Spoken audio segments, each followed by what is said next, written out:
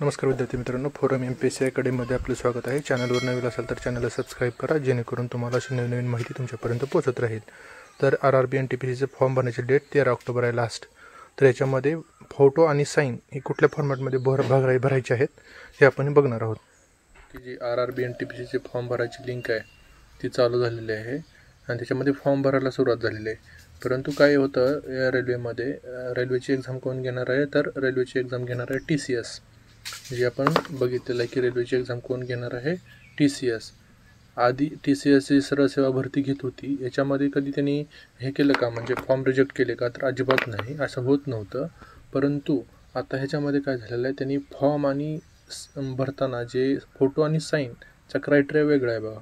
ह्याच्यामध्ये 30 KB ते 70 KB मध्ये फोटो आहे, तुम्ही टाकालही, पण अडचण ही एक आहे की त्याचा बॅकग्राऊंड व्हाईट पाहिजे आणि बॅकग्राऊंड व्हाईट असून फक्त चालत नाही, तर मागील 6 महिन्याचा नवीन फोटो पाहिजे आणि चष्मा, टोपी, असे पुढे आलेले केस असं जर असेल, चेहरा झाकलेला असेल, अर्धा काळा असेल किंवा शेड झालेली असेल किंवा त्याच्यावरती क्लिअर फोटो नसेल, तर असं होणार आहे की फॉर्म रिजेक्ट होतो।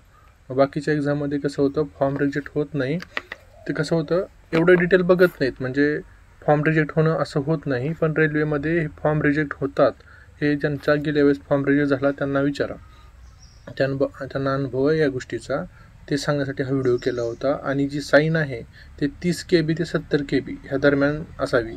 साईनचा फॉर्मॅट काय आहे, 30 KB ते 70 KB, आणि फोटोचा फॉर्मॅट पण तोच आहे, म्हणजे साईज आहे ती 30 KB ते 70 KB।